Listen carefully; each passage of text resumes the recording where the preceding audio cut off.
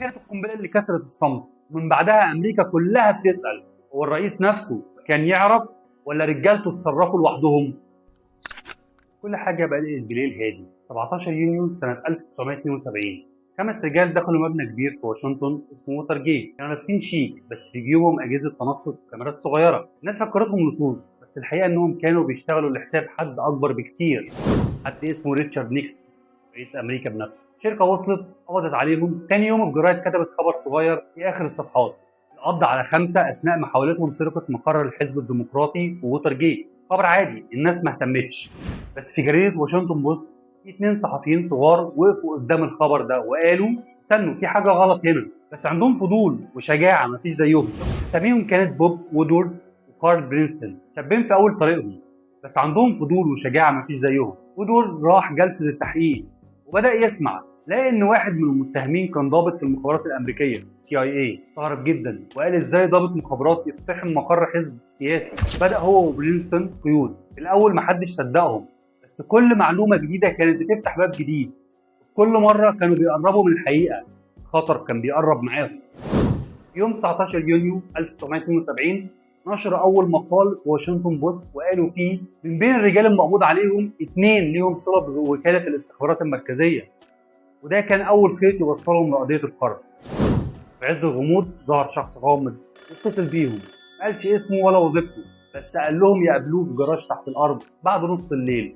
أطلقوا عليه ديب ثروت، الحنجرة العميقة. المقابلات كانت كلها في السر والراجل ده قال لهم جملة واحدة غيرت كل حاجة: تابعوا الفلوس. الكلمة دي كانت المفتاح. بدأوا يدوروا في التحويلات البنكية، الشيكات والتبرعات، ولقوا المفاجأة: الفلوس اللي اتدفعت للصوص جاية من حسابات تابعة لحملة إعادة انتخاب الرئيس نيكسون نفسه.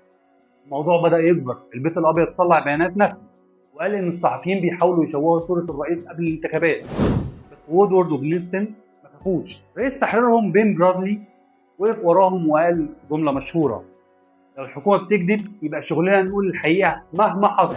بعدها بقى كل مقال بينزلوه بيهز أمريكا حرفيا. في أكتوبر 1972 كتبوا مقال جديد قالوا فيه: التحقيقات بتشير لعلاقة مباشرة بين لجنة دعم حملة الرئيس والمتهمين في عملية ووتر جيت. دي كانت القنبلة اللي كسرت الصمت.